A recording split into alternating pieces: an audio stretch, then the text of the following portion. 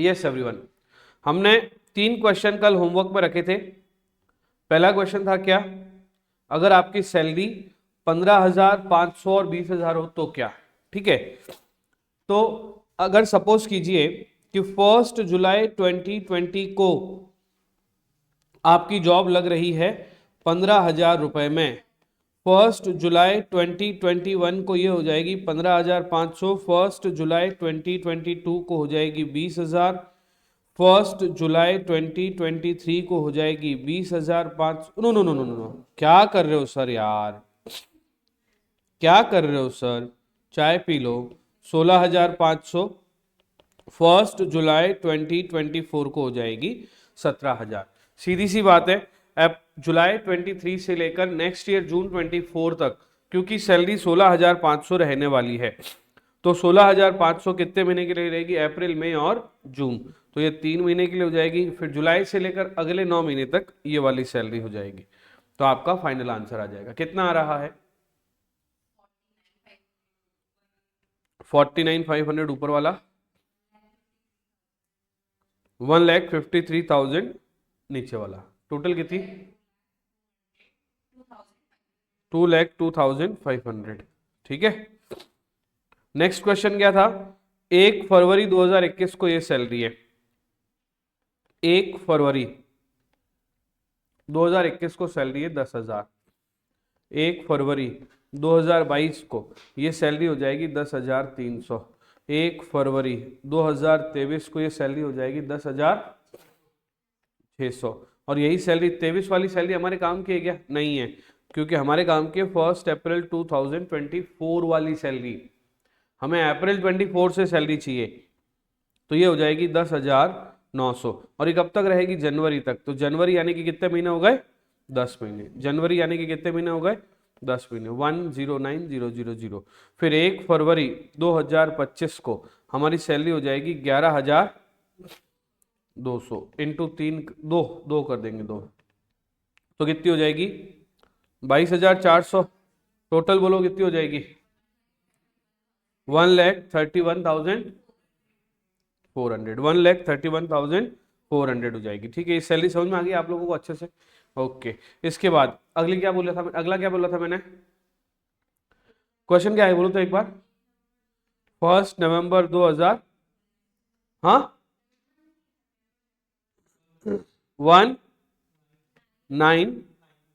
2019 को सैलरी है 15,000, बढ़ देगी कितनी 2,000, कब तक बढ़ेगी, हाँ जब तक सैलरी 23,000 ना हो जाए बढ़ेगी, फिर 23,000 ही रहेगी।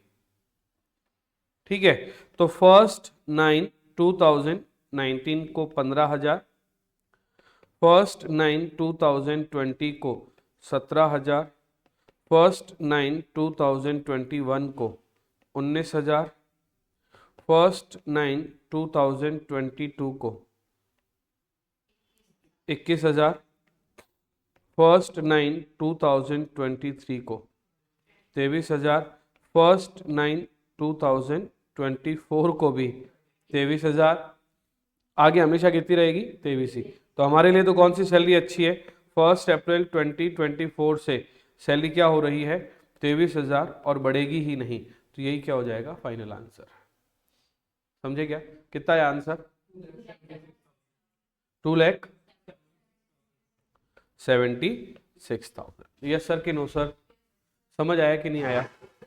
ये था सैलरी का ग्रेड पे सिस्टम। ये क्या था, सैलरी का ग्रेड पे सिस्टम। हमारे नोट्स में सैलरी का चैप्टर नंबर 4 है ना, हमारी सैलरी का हमारा इसका चैप्टर नंबर 4 है ना। तो सैलरी इंसान के जीवन का एक ऐसा दिन होता है जिस दिन उसको सबसे ज्यादा मजा आ जाता है, क्या है ना। तो यहाँ पे देखिए सैलरी, कोई भी रेमुनरेशन कौन दे रहा है, किसको दे रहा है, ठीक है। इसमें इन्होंने क्या बोला, salary due whether received or not, salary received allowed whether due or not, और any arrear of salary charge to tax in earlier year. ये किस में कवर होगी, सैलरी हेड में कवर होगी। यस सर कि no sir, yes sir. Salary paid in advance is included in the total income of any previous year. It should not be included again in total income of previous year when salary becomes due. ठीक बात है ना। एक deduction की बात है इसमें, इसमें एक स्टैंडर्ड डिडक्शन होता है 50,000 रुपए का, ये हम बाद में देखेंगे, इसको क्या होता है लास्ट में देखेंगे। मैंने कल के लेक्चर में डिस्कशन करवाया था सैलरी, बोनस, कमीशन, रेमुनरेशन अगर किसको मिलता है, पार्टनर को, तो वो सैलरी में नहीं जाएगा, कौन से हेड में जाएगा, बिजनेस हेड में जाएगा। अगर कोई मेंबर ऑफ पार्लियामेंट को और मेंबर ऑफ लेजिस्लेटिव असेंबली को, एमएलए और एमपी को कोई सैलरी मिलती है तो भी सैलरी हेड में।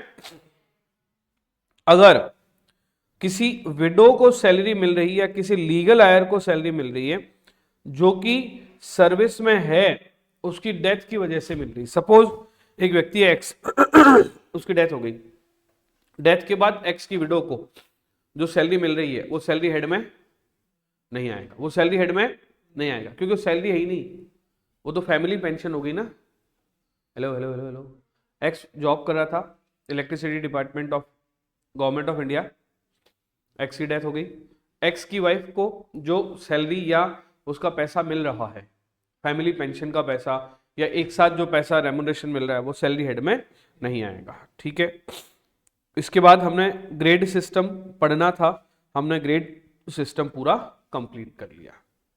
राइट, आज से हम लोग चैप्टर को दो पार्ट में डिवाइड करते हैं। पहला पार्ट होगा अलावेंसेस, पहला पार्ट क्या होगा, अलावेंसेस, दूसरा पार्ट होगा परक्विजिट। हम क्या पढ़ना स्टार्ट कर रहे हैं, अलावेंसेस। तो करें शुरू, करें शुरू, आर यू रेडी? ओके, तो हम लोग स्टार्ट करते हैं अलावेंसेस से, करें, बोलो हाँ ना। ओके, तो अलावेंसेस क्या होते हैं पहले समझना। अगर कोई भी पैसा, अगर कोई भी पैसा कैसे मिल रहा है, कैश में, कैसे मिल रहा है, कैश में, तो उसे किस नाम से जाना जाएगा। लेकिन यही पैसा अगर काइंड में मिल रहा है तो किस नाम से जाना जाएगा। अलावेंस की खास बात यह होती है कि यूजुअली ये पर मंथ मिलता है या स्पेसिफिक मिलता है, या तो कैसे मिलेगा, पर मंथ, या फिर कैसे मिलेगा, स्पेसिफिक मिलेगा। अब अलावेंस जो है वो किसी भी नाम से मिल सकता है आपको, यहां तक कि आपको टिफिन अलावेंस के नाम से मिल सकता है। वैसे अलावेंस कौन कौन से होते हैं, तो different different type of allowance होते हैं, जैसे डियरनेस अलावेंस। अब डियरनेस अलावेंस का मतलब होता है हिंदी में महंगाई भत्ता।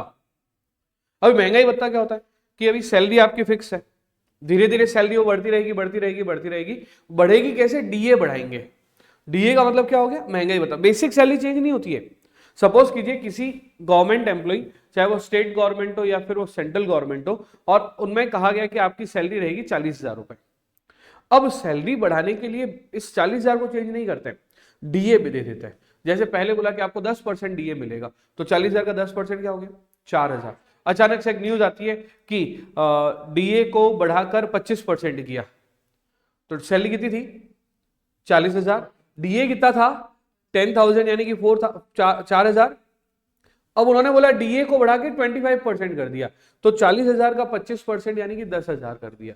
तो जहां सैलरी पहले 40 प्लस 4 44 मिल रही थी, वहां सैलरी 40 प्लस 10 50 मिलेगी। तो सैलरी बढ़ गई कितने रुपए से, 6,000 रुपए से। यस सर कि नो सर? तो एक होता है डीए। इस तरह से बहुत सारे अलग अलग अलावेंसेस होते हैं। वो अलावेंसेस कौन कौन से होते हैं, तो अलावेंसेस को हमने 3 पार्ट में डिवाइड कर दिया है। पहले हमने रखे हैं सारे कौन से अलावेंस, फुल्ली टैक्सेबल अलावेंस, फिर हमने कौन से रखे हैं, फुल्ली एग्जेम्प्ट अलावेंस, और फिर हमने रखे हैं पार्टली टैक्सेबल अलावेंस। तो पहले हम लोग आते हैं, हेडिंग लगाएं आप लोग, देयर आर, इस तरह से आप बना सकते हैं, इस तरह से बना सकते हैं, there are 3 types of allowances.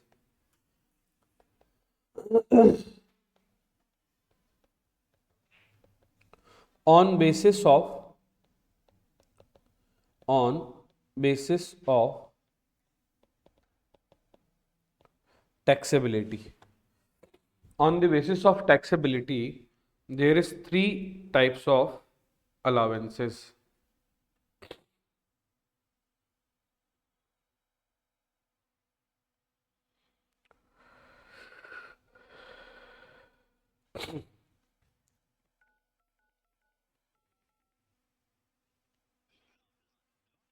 First, fully taxable allowance.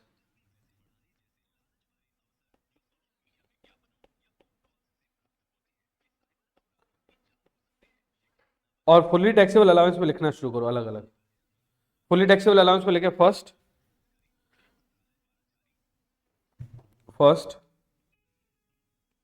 Bonus,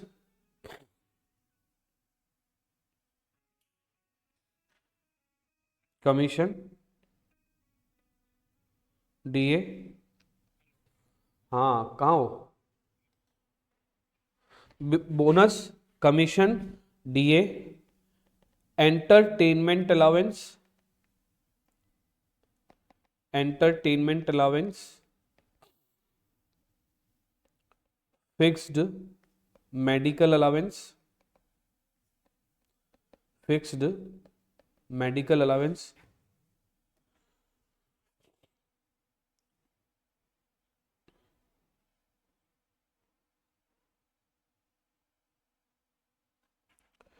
city compensatory allowance,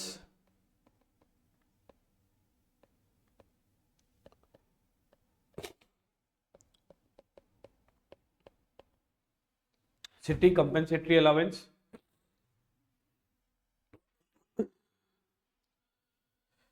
city compensatory allowance की बात लिखें, servant allowance, tiffin allowance, overtime allowance, non practising allowance, ये सारे क्या है, फुल्ली टैक्सेबल अलाउंसेज हैं।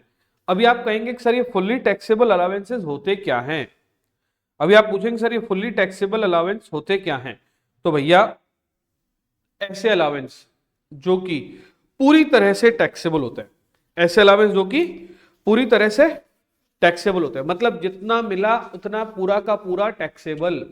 आपको मिला 10,000 रुपए पर मंथ के हिसाब से तो पूरा 10,000 टैक्सेबल, आपको मिला 12,000 रुपए पर मंथ के हिसाब से तो पूरा 12,000 टैक्सेबल।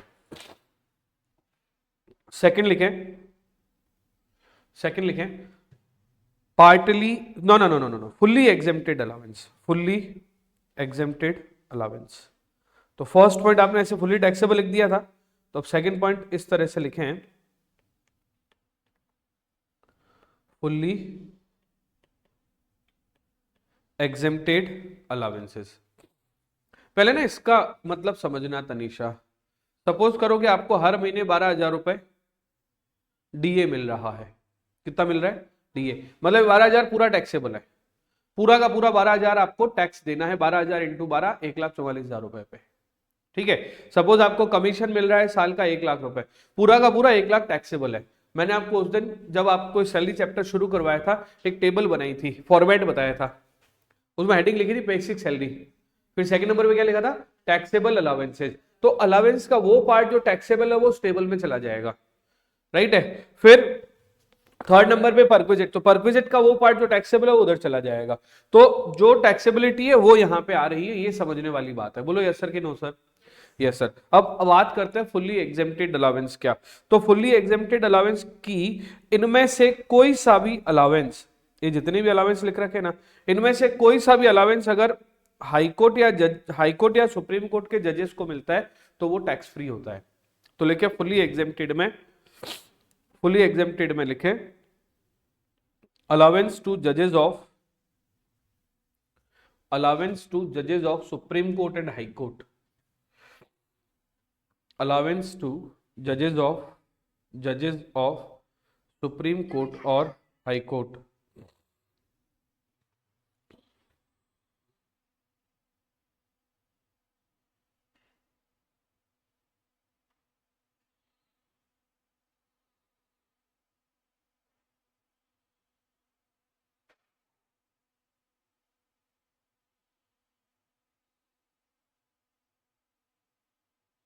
लिखा, हेलो क्या लिखा, अलाउंस टू जजेस ऑफ सुप्रीम कोर्ट और हाई कोर्ट। सेकंड लिखे member employ of UNO, member employ of UNO. और ये दो अलाउंस लिखते हैं, वैसे ये कंफ्यूजिंग रहते हैं बट फिर भी लिख दीजिए, प्रीडीएम अलाउंस और फॉरेन अलाउंस। अब किसी के दिमाग में ये आ रहा है क्या ये सब होते क्या है सर, बोनस कमीशन वगैरह, तो समझो एक बार, एम्प्लॉयर ने एम्प्लॉय को कहा कि दिवाली के दिन आपका खर्चा ज्यादा होता है, इसलिए हम 5,000 रुपए आपको ऐसे फ्री में दे रहे हैं। दिवाली पूजा बोनस किस नाम से दिए? दिवाली पूजा बोनस। कितने रुपए दिए? 5,000 रुपए। ये 5,000 रुपए टोटली पूरे के पूरे 5,000 रुपए क्या हो जाएंगे? टैक्सेबल। तो जो सैलरी वाली टैक्सेबल वाली लिस्ट है ना, उसमें लिख देंगे बेसिक सैलरी, डीए, और नीचे क्या लिख देंगे? बोनस। यस सर कि नो सर? Yes sir. आगे नेक्स्ट है एंटरटेनमेंट अलाउंस। नेक्स्ट क्या है? Entertainment allowance. क्वेश्चन में आपके लिखा हुआ एंटरटेनमेंट अलाउंस, वर्ड का मतलब क्या होता है? आपने अपने एंटरटेनमेंट के लिए कंपनी से कुछ पैसा लिया, या कंपनी ने एम्प्लॉय को एंटरटेनमेंट करने के लिए पैसा दिया, उसको एंटरटेनमेंट अलाउंस बोलते हैं। सर ये ऐसा थोड़ी होता होगा कोई? हाँ ऐसा ही होता है, राइट। फिर मेडिकल अलाउंस, ठीक है, या फिर आप सेल्स पर्सन हो, ठीक है, और आपने अपने कस्टमर्स को एंटरटेन करवाने के लिए कंपनी से पैसे लिए, कस्टमर को एंटरटेन करवाया, जो आपको थोड़ी मिला है, तो कंपनी ने कंपनी के फायदे के लिए दिया है। एंटरटेनमेंट अलाउंस तो सिर्फ और सिर्फ किसके लिए होगा? आपके लिए ही होगा। उसको कौन यूज करेगा? आप यूज करोगे। यहां पर टैक्सेबिलिटी तभी होगी जब वो यूज आप कर रहे हो। आप मतलब कौन? Employee.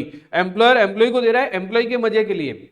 whatever is enjoying by employee, whatever is enjoying by employee is taxable under the head, is taxable under the head salary, ठीक है। अब बात करें मेडिकल अलाउंस की, तो मेडिकल अलाउंस तभी टैक्सेबल होगा जब फिक्स्ड हो। आप क्या हर महीने बीमार पड़ते हो? तो हर महीने मेडिकल अलाउंस क्यों मिल रहा है? फालतू में मजे ले रहे हैं कंपनी के, या कंपनी फालतू में ही सैलरी बढ़ा रही है? तो अगर कंपनी हर महीने आपको मेडिकल के पर्पज से पैसे देती है, 5,000, 10,000, 2,000, 3,000 हर महीने, फिक्स्ड बोल रहा हूं मैं, यहां पे फिक्स्ड सालाना भी हो सकता है। तो अगर मेडिकल अलाउंस क्या है? मेडिकल अलाउंस क्या है? फिक्स्ड है, तो वो टैक्सेबल होगा। फिक्स्ड मेडिकल अलाउंस के बाद सर्वेंट के लिए अलाउंस मिला, ओवर टाइम करने के लिए आपको पैसा मिल रहा है। City compensatory. मुझे बताओ जैसलमेर में रहने का खर्चा ज्यादा होगा, या जयपुर में रहने का ज्यादा होगा, या मुंबई में रहने का ज्यादा होगा? तो अगर कोई कंपनी है, उसकी एक ब्रांच मुंबई में, एक ब्रांच जयपुर में, एक ब्रांच जोधपुर में, एक ब्रांच हैदराबाद में, एक ब्रांच बैंगलोर में, तो हर शहर में खर्चे अलग होते हैं, तो सैलरी के ग्रेडिंग सिस्टम भी अलग अलग होता है। मुंबई वाले को थोड़ी ज्यादा सैलरी मिलेगी, हैदराबाद वाले को थोड़ी कम, जयपुर वाले को उससे कम, जैसलमेर वाले को उससे भी कम। क्यों भैया? जहां तो खर्चे को कंपेंसेट करने के लिए, सिटी वाइज खर्चे को कंपेंसेट करने के लिए जो अलाउंस दिया जाता है उसको क्या कहा जाता है? City compensatory allowance. Non practising allowance क्या होता है? जो लोग डॉक्टर्स वगैरह होते हैं वो हॉस्पिटल में भी देखते हैं, घर पे भी देखते हैं, लेकिन अगर जो डॉक्टर घर पे ज्यादा देखते हैं उनका हॉस्पिटल में देखने में मन कम लगता है, क्योंकि हॉस्पिटल की सैलरी तो मिल ही रही है, घर पे देखने से अलग से 500 रुपए मिलेंगे पर पेशेंट। तो गवर्नमेंट ने क्या स्कीम निकाली कि जो डॉक्टर घर पे नहीं देखेंगे उनको नॉन प्रैक्टिसिंग अलाउंस मिलेगा। जो डॉक्टर घर पे नहीं देखेंगे उनको क्या मिलेगा? Non practising allowance. तो जो नॉन प्रैक्टिसिंग अलाउंस है वो भी फुल्ली टैक्सेबल है। जो नॉन प्रैक्टिसिंग अलाउंस है वो भी क्या हो जाएगा? Fully taxable. तो ये कुछ तरह की सैलरी की कुछ बातें थी जो अपन ने समझी। आज के लिए बस इसको यहीं पे खत्म करते हैं। पार्टली टैक्सेबल अलाउंस अपन कल से स्टार्ट करेंगे। Thank you so much.